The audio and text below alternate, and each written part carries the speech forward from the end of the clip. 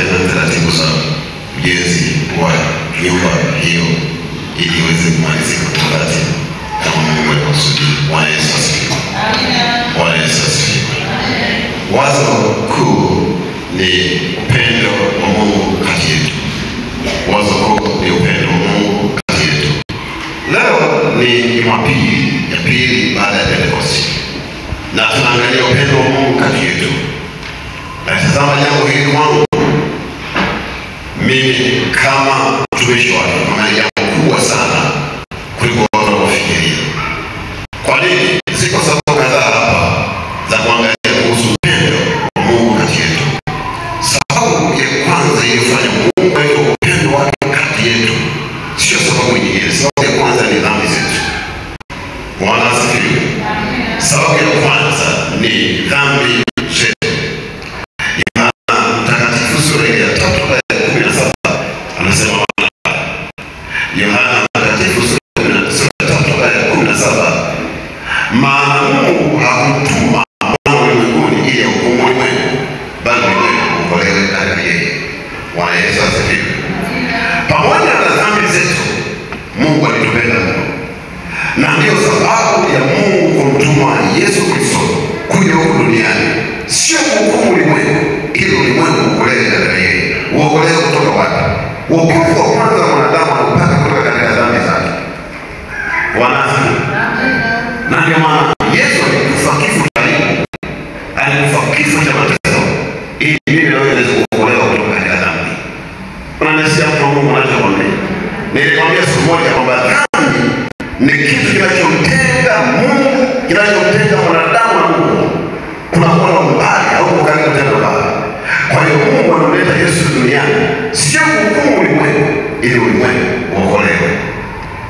Tunaenda pamoja watu wa Mungu. Bwana asifiwe. Sababu ya pili, tuwe karibu na Mungu. Sababu ya pili, tuwe karibu na Mungu. Baada ya dhambi kuingia ulimwenguni, ukisoma kitabu cha Mwanzo unaona Mungu anamfukuza ile Adamu wa kwanza katika bustani ya Edeni, anamuondoa pale. Kwa nini anamuondoa pale? Dhambi ilipoingia ilimtenga mwanadamu na Mungu, kwa hiyo kukawa na umbali, kukawa na mpaka. Sasa Mungu anakuja tena duniani katika mwili ili tuwe na ukaribu ule utupe nafasi ya kuzungumza naye, utupe nafasi ya kusikia yeye akisema.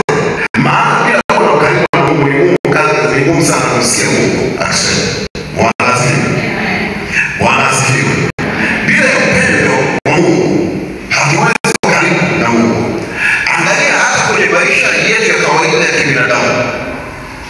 Anasikia kwa Mungu anachokwambia. Hauwezi kuwa karibu na mtu ambaye huna.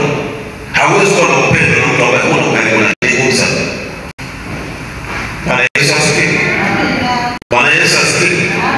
Na ndio maana Mungu analeta wazo hili kwa upendo wa Mungu kati yetu, ili tuweze kuwa karibu naye, tuzungumze naye, tumsikilize anaposema, lakini pia tuwe na nafasi ya kupeleka mahitaji yetu kwake, tumueleze matatizo yetu, tumueleze changamoto zetu, tumueleze mazingira magumu tunayokutana naye.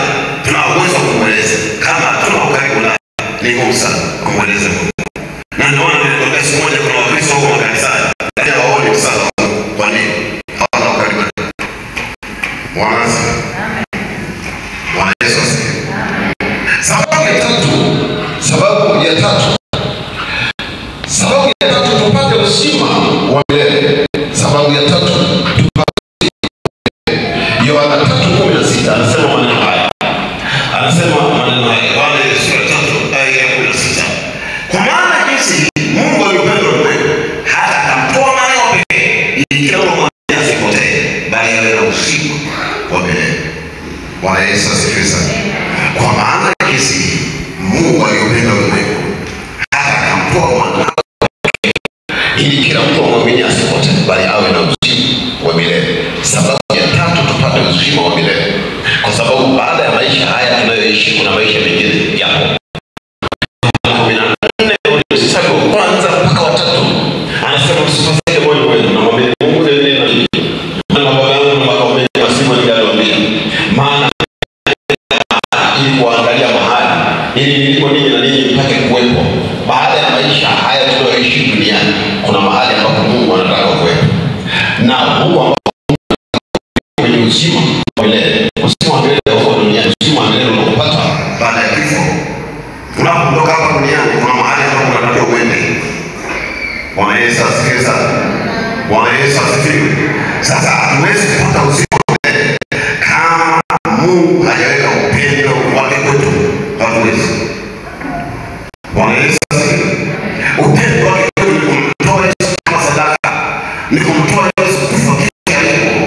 Ni kumtoa Yesu kupigwa. Ni kumtoa Yesu kutukanwa na vingi.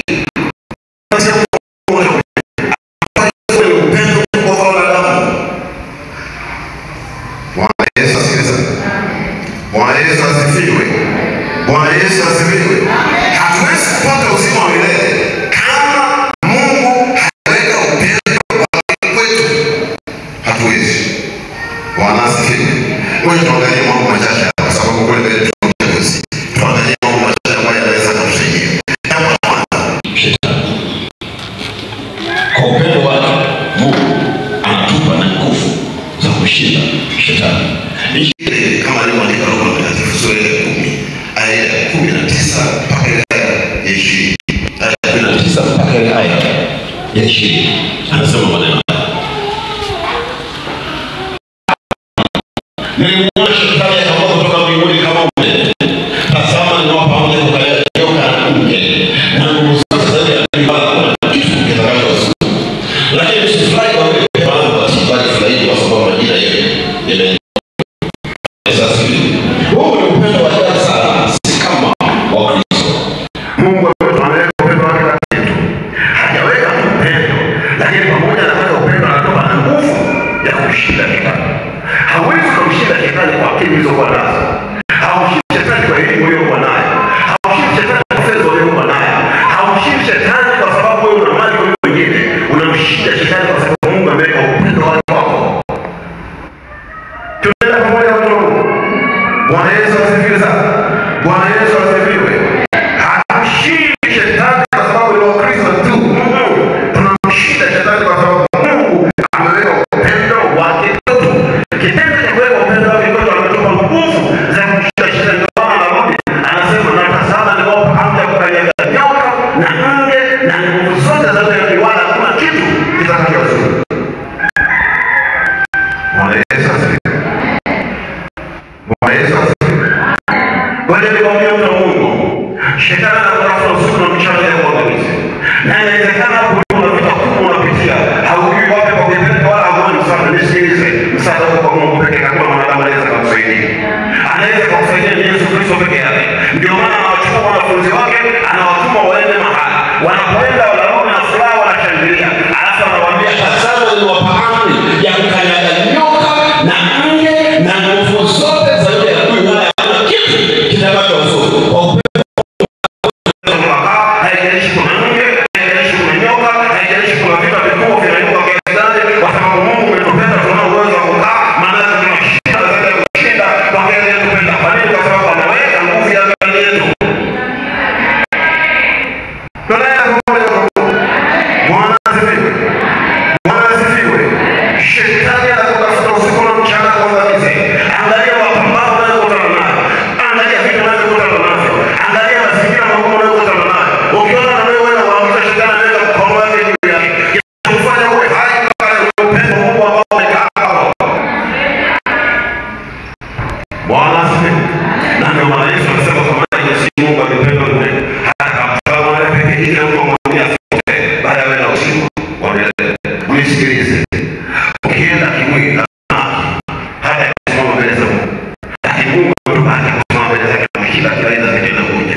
Kwa sababu ametupa mbegu nyoka na nge na zote zile adui. Unaona nyoka anataka mamlaka shetani ndio kwa pale.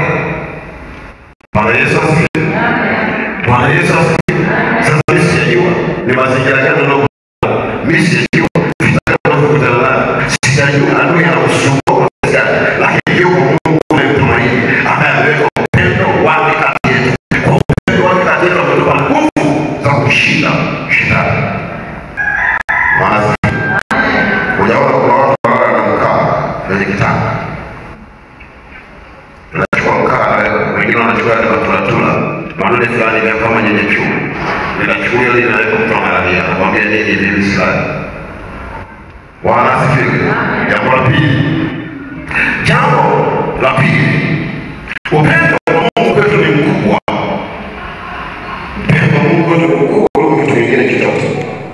Tunaenda pamoja wote Mungu. Bwana asifiwe. Bwana Yesu asifiwe sana. Mara kwa mtume kwa Warumi sura ya 8 aya 31 aya 37 sorry aya 37 na kuendelea. Aya 37 na kuendelea. Anasema hivi: lakini katika mambo yote tunashinda na zaidi ya kushinda kwa yeye aliyetupenda.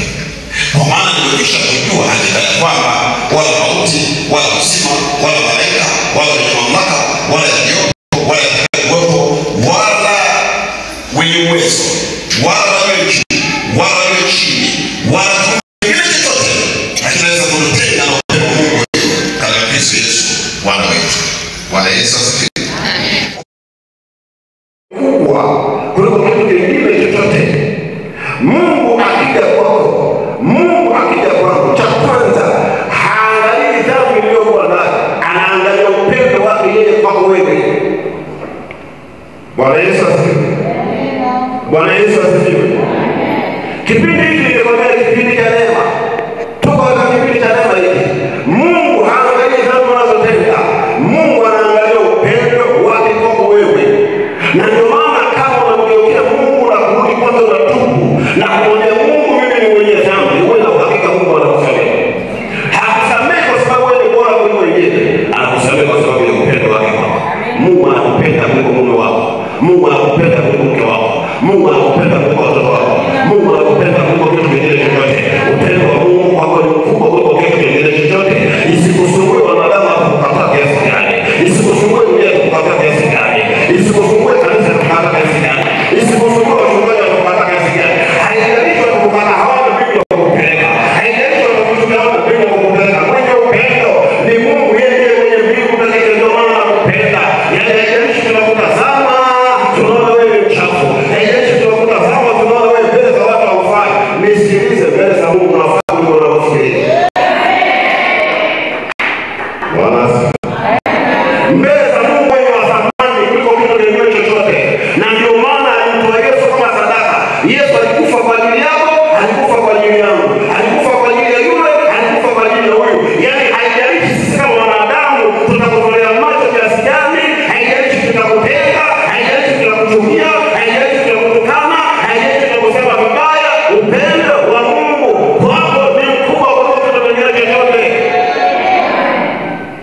Tunataka kupenda na wanadamu unafikia kwa kupeleka. Watakupeleka wapi? Wapi watakupeleka? Mimi nakutia moyo mtu wa Mungu. Watu wengi wanasema upendo wa Mungu kati yetu. Mungu akikupenda hata kutukana. Mungu akikupenda hata kusema vibaya. Mungu akikupenda atakupa kitu hata rudi kusakama. Mwanadamu hataki kupenda. Atakupa fedha kukurudishana wewe na watu hata kusema vibaya.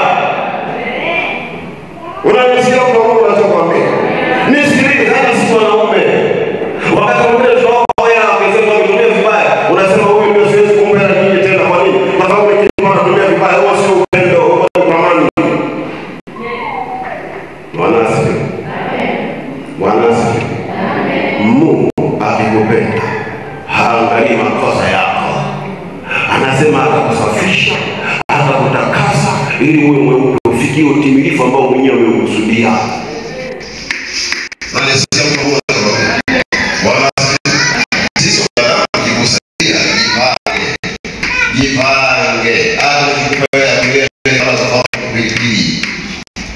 Uwe na uhakika siku kuhakikisha nasema tumekusaidia, tumekutunza, lakini wewe uthabiti. Amen. Huo ndio upendo wa wanadamu. Upendo wa wanadamu una mipaka. Hata akikupa chakula na kusimanga, hamrudisha tena kumrudishana naye. Mungu hange. Ndio maana amekupa kazi utoe fungu la 10 baada ya kuna wewe. Amekupa biashara utoe fungu la 10 baada ya kuna wewe. Amekupa vyote, lakini wewe hata shukrani huna bado yuko na wewe. Ujue atakupenda. Bwana asifiwe. Bwana asifiwe. Bwana Yesu asifiwe. Mara nyingi sana tunaangalia dhambi ambazo watu wanazifanya. Hapo ndio upendo wa Mungu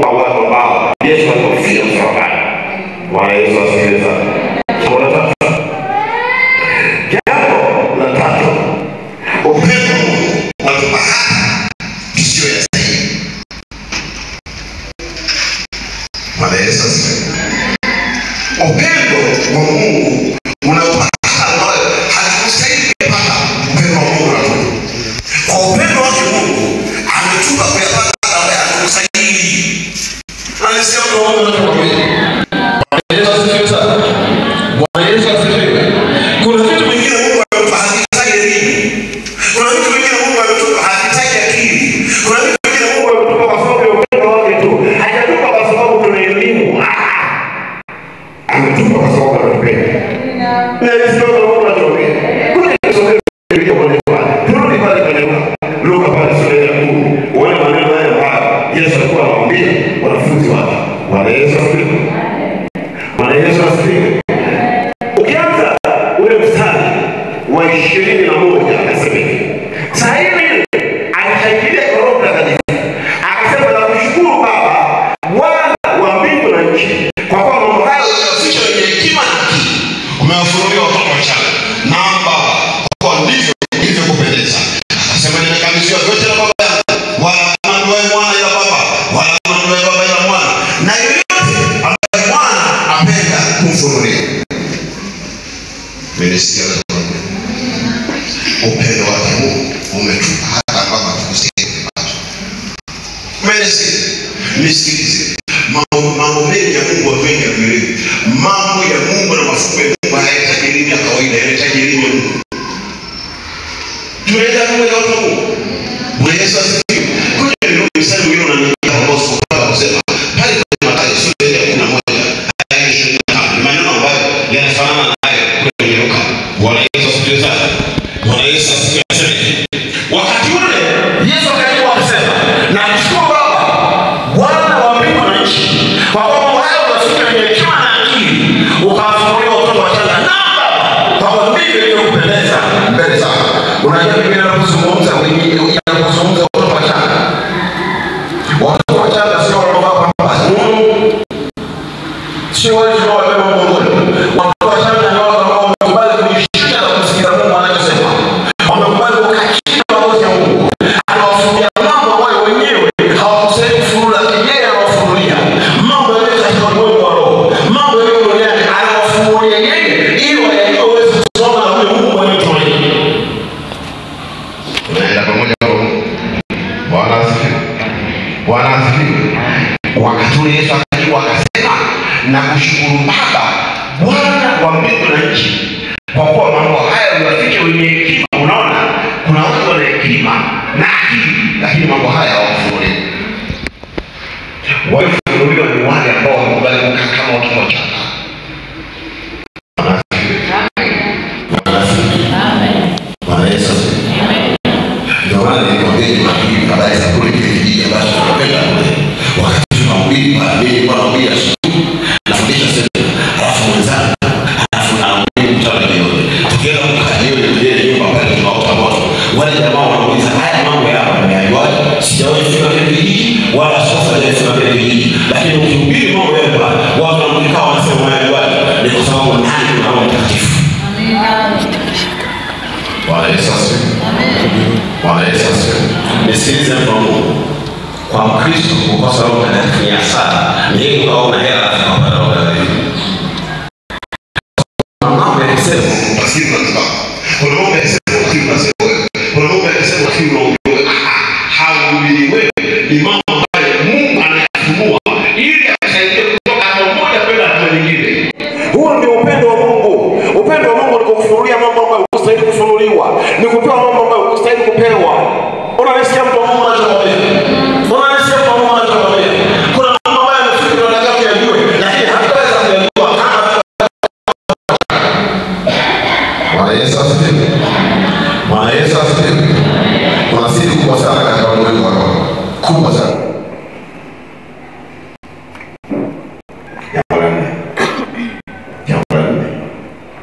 Jambo la nne. Huwezi kumpenda kama Mungu haiko ndani yako. Huwezi kumpenda mtu au watu kama Mungu haiko ndani yako. Utakuwa unaigiza.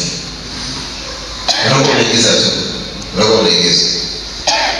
Bwana asifiwe. Bwana asifiwe. Huwezi kumpenda mtu kama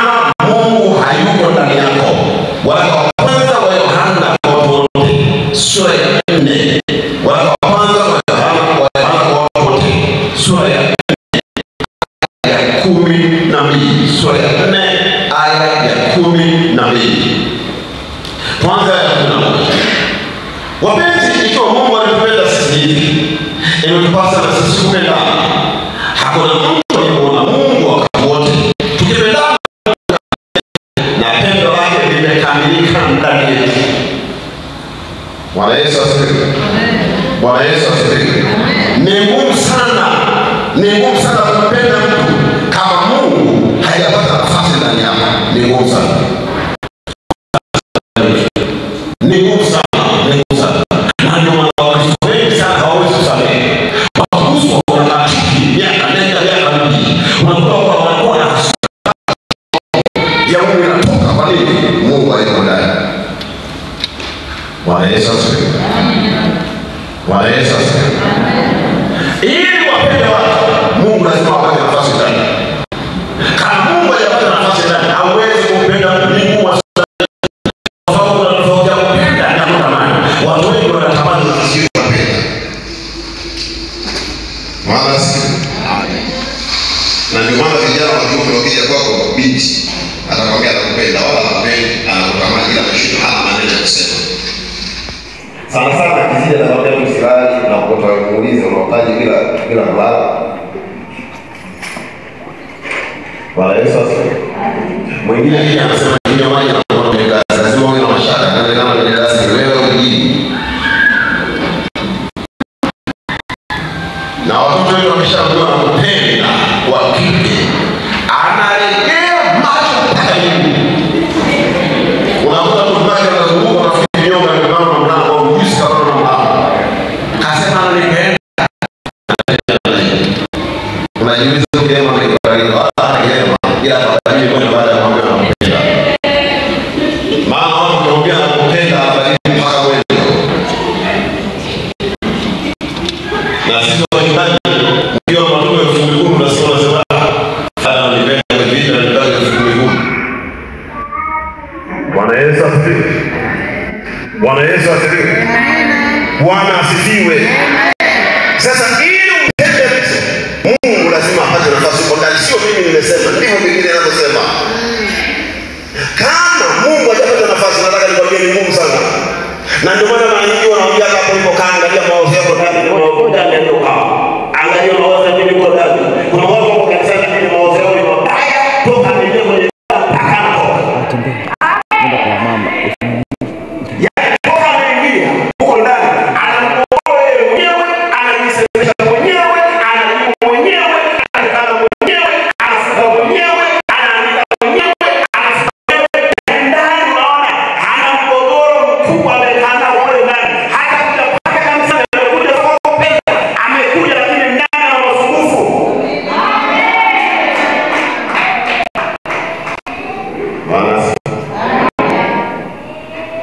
Manasi. Upendo wa Mungu hausabu mabaya.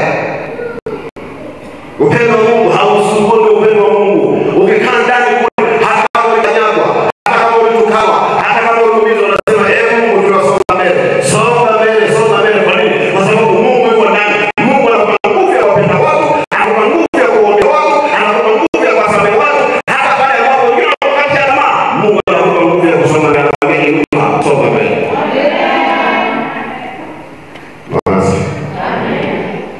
Yes, siamo kwa kasi ya kanisa kwa sababu ni wazi.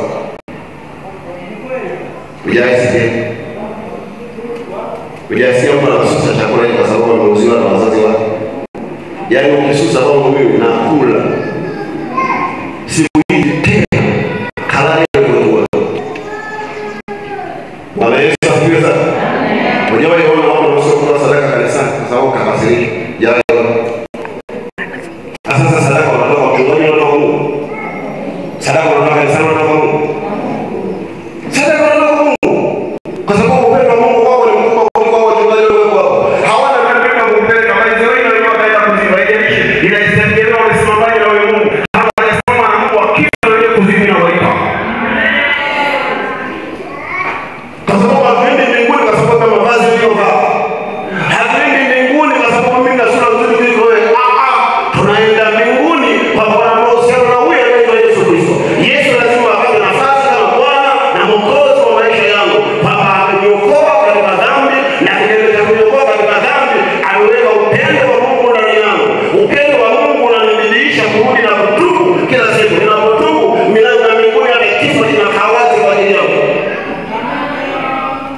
Bwana asifiwe.